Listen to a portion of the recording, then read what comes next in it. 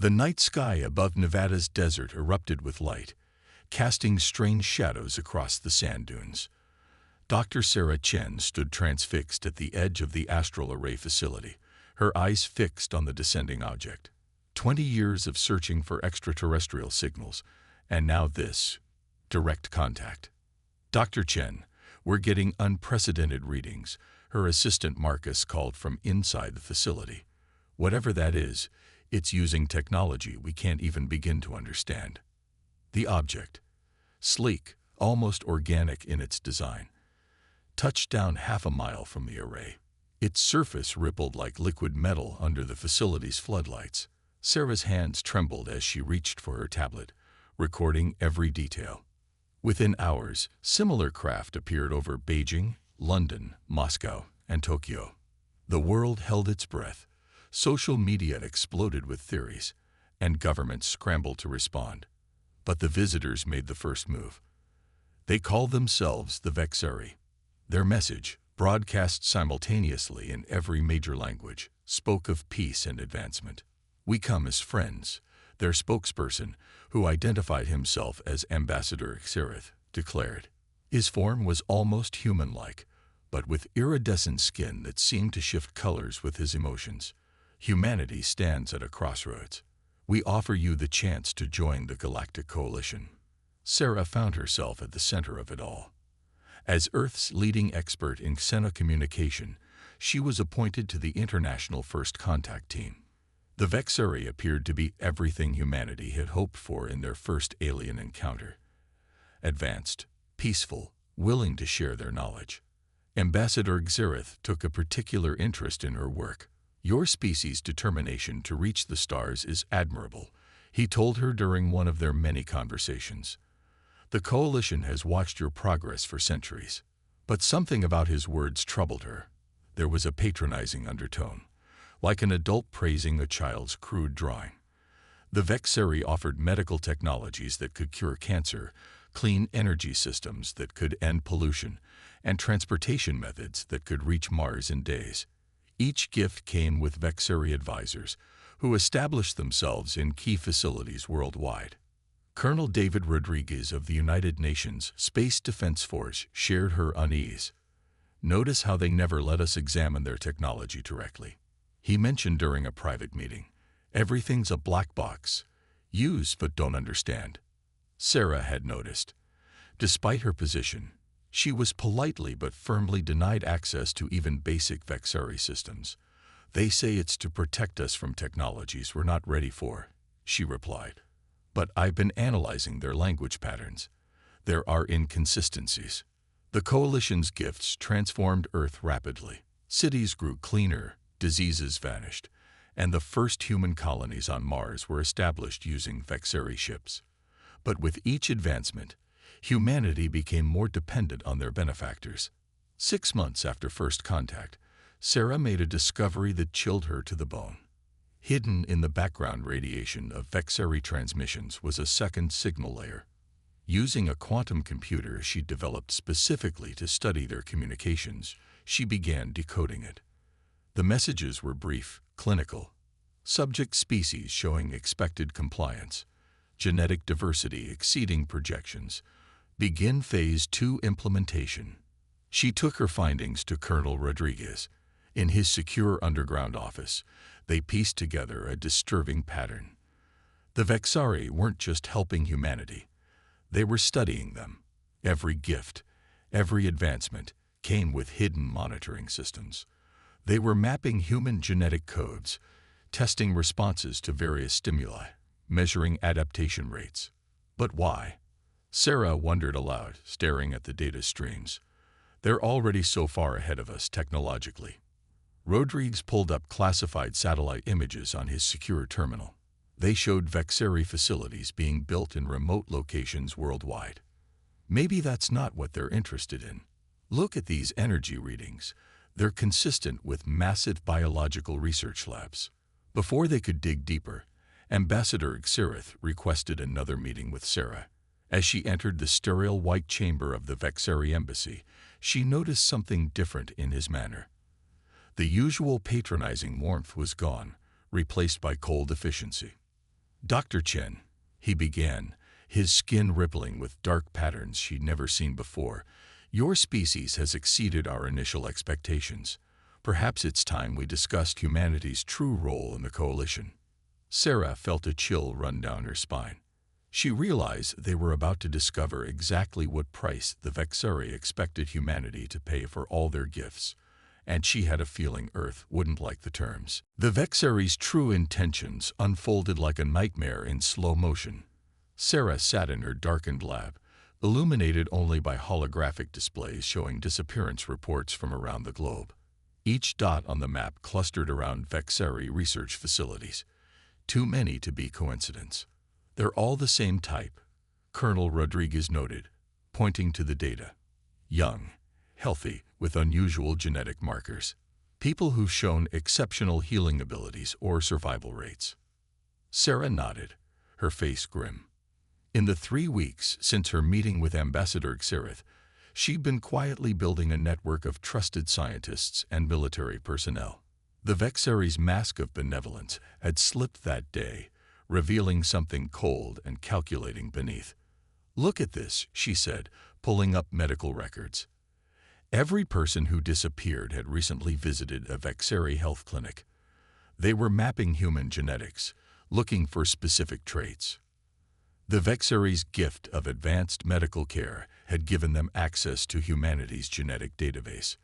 Millions had willingly submitted to their scans, eager to benefit from alien healing technology. Now those same scans were being used to identify and target individuals with unique genetic markers. Dr. Maya Patel, a geneticist from Mumbai, joined their conference call. "I've analyzed the Vexari medical protocols. They're not just treating diseases, they're testing how human bodies adapt to different conditions. Some of these tests..." She paused, disturbed. "They're pushing the limits of human survival." Rodriguez's team had managed to place surveillance devices near several Vexari facilities. The footage showed strange lights at night, unusual energy signatures, and most disturbing of all, transport vehicles moving under cover of darkness. "We need to get inside," Sarah decided. "We need proof the World Council can't ignore."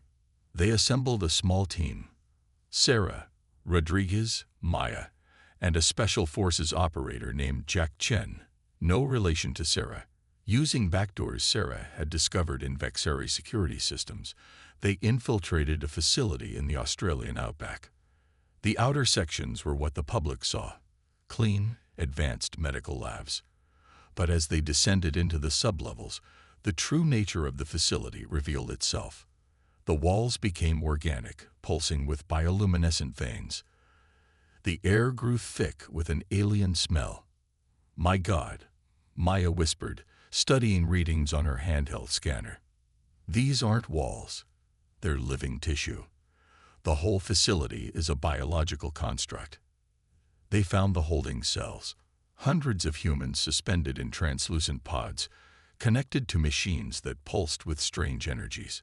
Screens displayed their vital signs, genetic sequences, and adaptation rates. "They're not just studying us," Sarah realized, downloading data from a terminal. "They're trying to weaponize human adaptability, our ability to survive extreme conditions, to heal, to evolve. They want to harvest it." A deeper analysis of the stolen data revealed the horrifying truth. The Vexari weren't a single species, they were a composite, having absorbed and integrated useful traits from countless civilizations.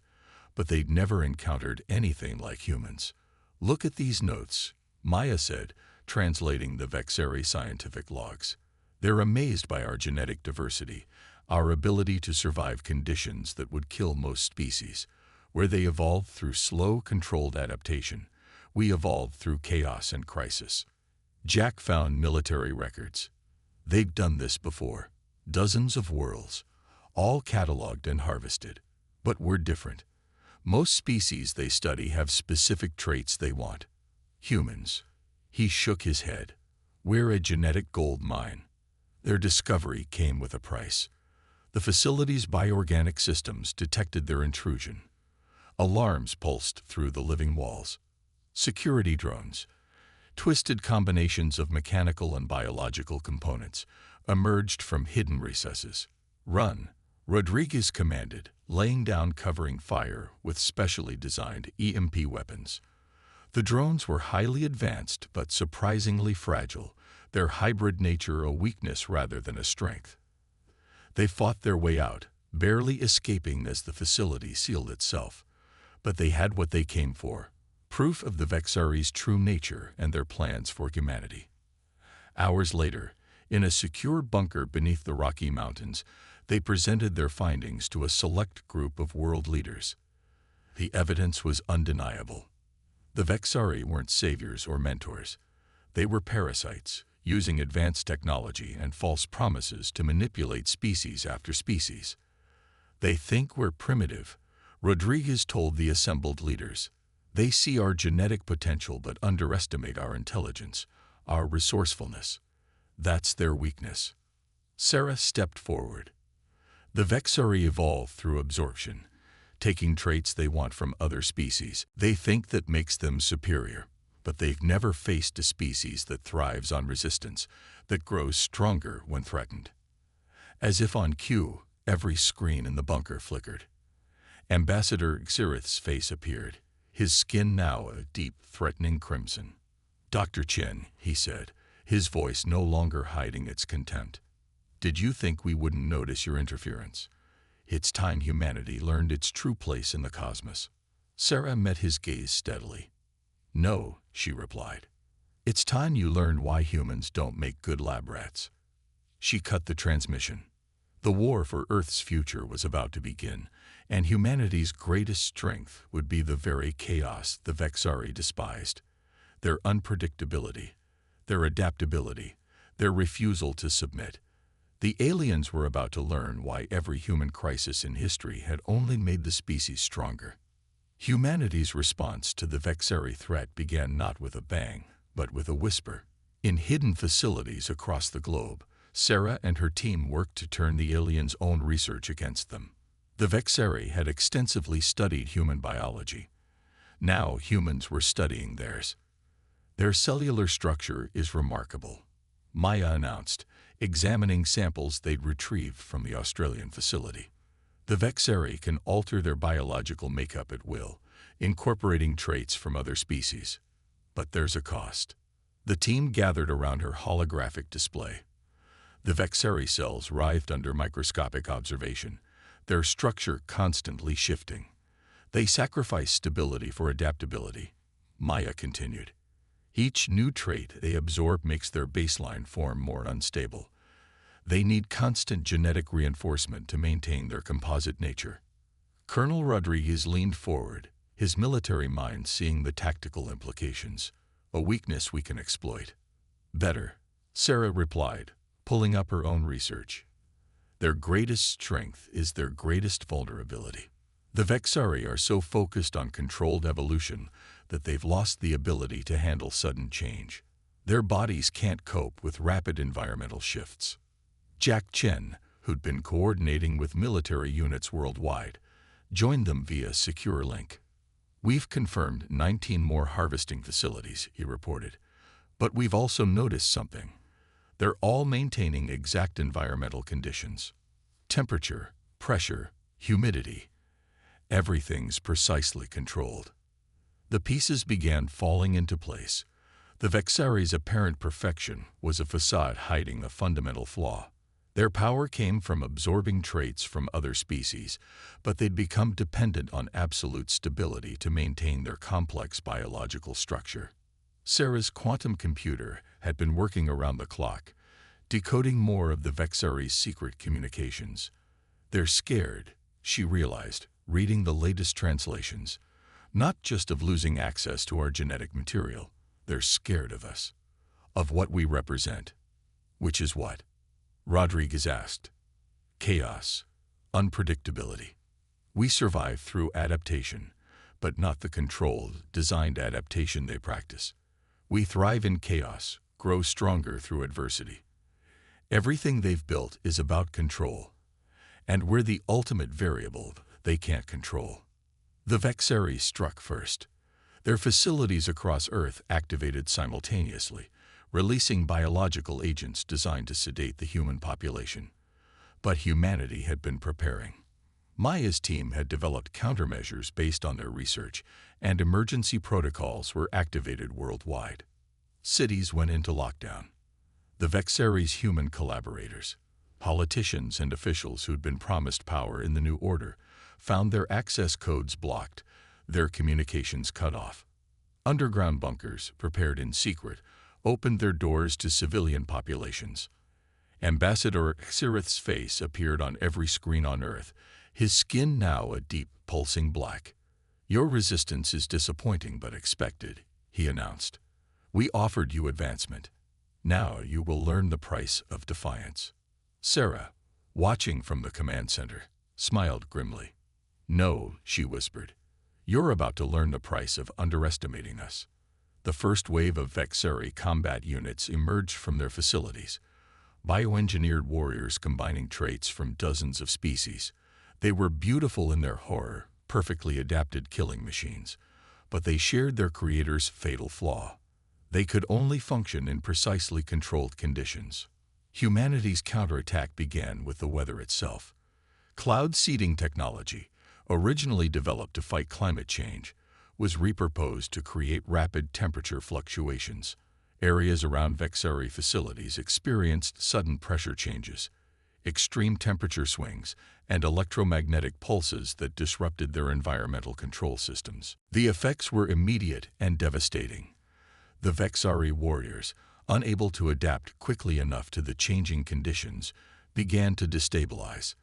Their carefully constructed forms started breaking down, unable to maintain cohesion in the face of rapid environmental shifts.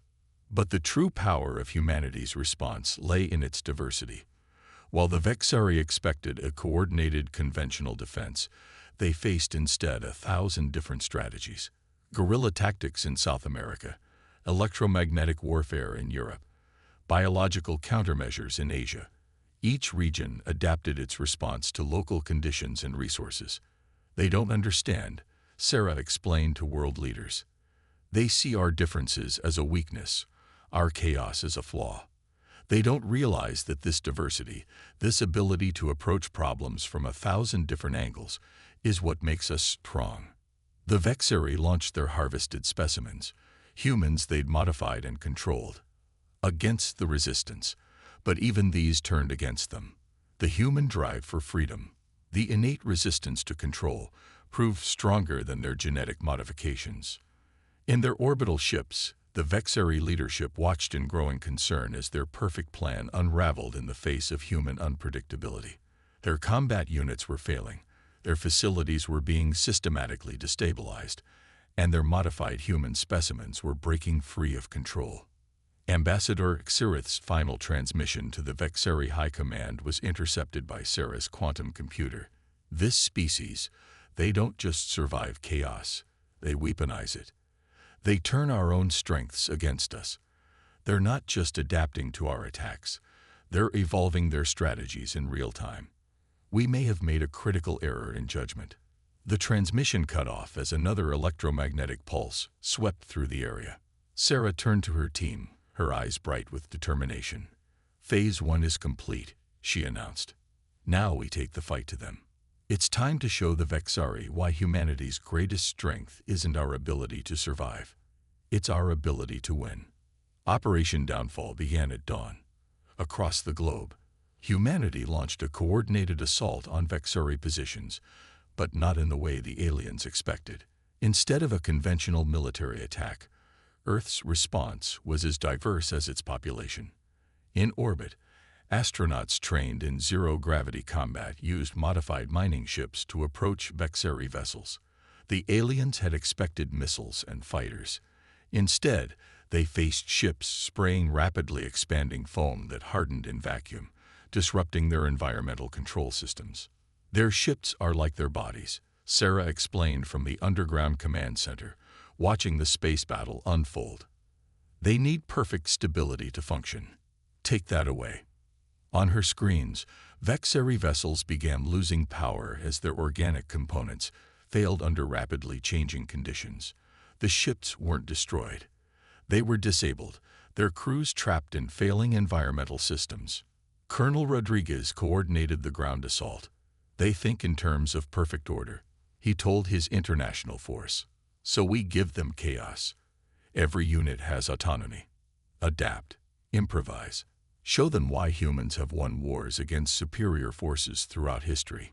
Maya's biological research had yielded crucial insights. The Vexari aren't just vulnerable to environmental changes, she reported. Their need to maintain genetic stability makes them hypersensitive to certain frequencies. Their entire biology resonates at specific wavelengths. This discovery led to humanity's most effective weapon: sound. Low-frequency vibrations that humans could barely perceive sent Vexari warriors into biological shock, their composite forms unable to maintain cohesion. High-pitched pulses disrupted their neural networks, scrambling their carefully ordered thoughts. But the Vexari weren't defeated easily. Their ships in orbit launched pods containing their most dangerous creations, hybrid monsters combining the worst aspects of a dozen deadly species. The creatures looked like something from humanity's darkest nightmares, engineered specifically to exploit human fears. They still don't understand, Jack commented, leading a team against one of the monstrosities in Seoul. They think fear will paralyze us. They don't realize that humans have been telling stories about monsters since we could talk. And in our stories, the monsters always lose. The hybrid creatures were powerful but predictable, programmed with combat algorithms the Vexari considered perfect. Human forces responded with improvisation and unconventional tactics. In Tokyo, they used construction equipment as weapons. In Lagos, local hunters led the creatures into traditional traps modernized with new technology. Each region adapted its response to its unique circumstances. Sarah's quantum computer cracked more of the Vexari's secure communications. They're calling for reinforcements, she announced. But listen to this. They're warning their fleet about us. They're saying Earth is too dangerous to harvest, that we're an infection that could destabilize their entire society. The Vexari made one final attempt to assert control. Their remaining facilities activated hidden protocols, releasing clouds of nanobots designed to rewrite human neural patterns. They sought to turn humanity's adaptability against itself, to force evolution in a direction they could control. But human diversity proved their salvation once again. The nanobots, programmed to work on a standard template, encountered too many genetic and neurological variations to function effectively. Humanity's chaotic evolution had produced a population too diverse to control through any single mechanism. That's the difference between us, Maya realized, studying the failed nanobot programming. They see perfection as a single ideal form. We see it in our variations, our differences, our ability to change and adapt in countless ways. The tide turned decisively when Sarah's team discovered the Vexari command structure's fatal flaw. Their hierarchy was absolute. Every action required approval from above. Every strategy had to follow predetermined protocols. When human forces began targeting their command centers with electromagnetic pulses and sonic weapons, the entire Vexari operation began to fall apart. "They're running," Rodriguez announced, watching the tactical displays. Across the globe, Vexari forces were retreating to their ships, abandoning their facilities and their grand plans for harvesting humanity's genetic potential. But Sarah noticed something in their evacuation pattern. "Wait," she said, studying the data streams. "This isn't just a retreat. They're following a protocol we haven't seen before. Something about their behavior has changed." As the last Vexari ships broke orbit, they left behind a message, not a threat or a promise of revenge, but something far more interesting. "Your species requires further study," it read. "You have demonstrated evolutionary principles we do not understand. We will return when we comprehend the power of chaos." In the aftermath, as humanity began dismantling Vexari facilities and adapting their abandoned technology, Sarah gathered her team. "They'll be back," she said. "But next time, they'll find us even stronger, even more prepared. Because that's what humans do. We learn, we adapt, we evolve. not through careful planning and controlled conditions, but through challenge and change. And next time, Rodriguez added, they'll understand why you never underestimate a species that turned survival into an art form. 5 years after the Vexeri retreat, humanity had changed in ways no one could have predicted. The aliens' abandoned technology, combined with human ingenuity, led to breakthroughs that transformed Earth's civilization. But more importantly, the experience had taught humanity valuable lessons about their own nature. Sarah Chen stood on the observation deck of humanity's first true starship, the Phoenix, watching Earth shrink behind them. The vessel represented everything humanity had learned from the conflict. It was adaptable, resilient, and powered by systems that drew strength from change rather than stability. The deep space scans are showing something interesting, Maya called from her station. After the war, she pioneered the field of xenobiological adaptation, helping humanity understand both the Vexeri's strengths and their critical weaknesses. The Phoenix's sensors, far more advanced than anything Earth had before the invasion, detected signs of artificial structures at the edge of the solar system. They weren't Vexeri in origin. They were something else entirely. Their ancient, Colonel Rodriguez, now Fleet Commander Rodriguez, observed, "Looks like we weren't the first to catch the Vexeri's attention." The structures appeared to be observation posts, long abandoned but still maintaining their vigil. Jack Chen, heading the ship's security, discovered encrypted data stored within the posts. "It's a warning," he reported after their quantum computers decoded the messages, left by other species who encountered the Vexeri. But there's something else. Records of humanity's resistance. The ancient stations had recorded everything.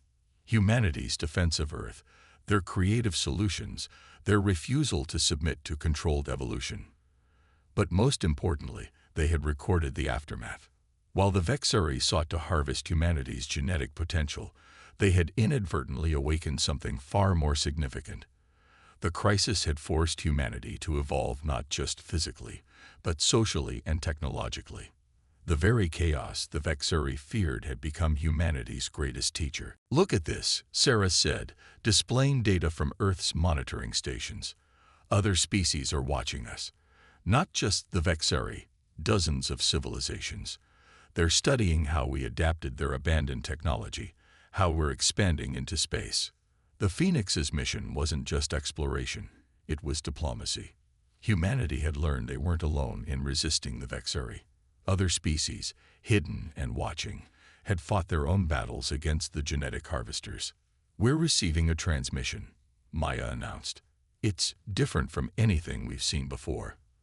The message came from a species that called themselves the Preservers, ancient rivals of the Vexeri who had chosen a different path of evolution. Unlike the Vexeri, who sought to control and harvest genetic traits, the Preservers believed in natural adaptation and diversity. They had watched humanity's resistance with great interest, seeing in Earth's species a reflection of their own philosophy. "Your victory over the Vexeri was not just about survival," the Preserver's message stated. "It was proof that true strength comes from embracing chaos, from allowing evolution to follow its own course. You have demonstrated what we have long believed, that diversity and adaptability are nature's greatest achievements." The implications were staggering. Humanity hadn't just defended Earth. They had unknowingly participated in an ancient debate about the nature of evolution itself. The Vexeri's controlled, engineered approach versus the natural, chaotic evolution that had produced humanity's remarkable adaptability. They're offering an alliance, Sarah realized, studying the Preserver's message. Not based on technology exchange or military power, but on a shared understanding of how life should evolve. Rodriguez smiled. "From lab rats to potential allies. I'd say that's quite an evolution." The Phoenix's crew gathered in the observation deck, watching as the first Preserver ships emerged from fold space. They were beautiful in their organic irregularity, each vessel unique, adapted to its specific purpose while maintaining its ability to change and grow. "We've got more signals," Jack reported. "Other species are reaching out." They're calling Earth the Chaos Cradle, a world that proves strength doesn't come from perfect order, but from the ability to embrace and thrive in uncertainty. Sarah looked at her team, human beings who had faced extinction and emerged stronger, who had turned an invasion into an opportunity for growth. The Vexari wanted to harvest our genetic potential, she said.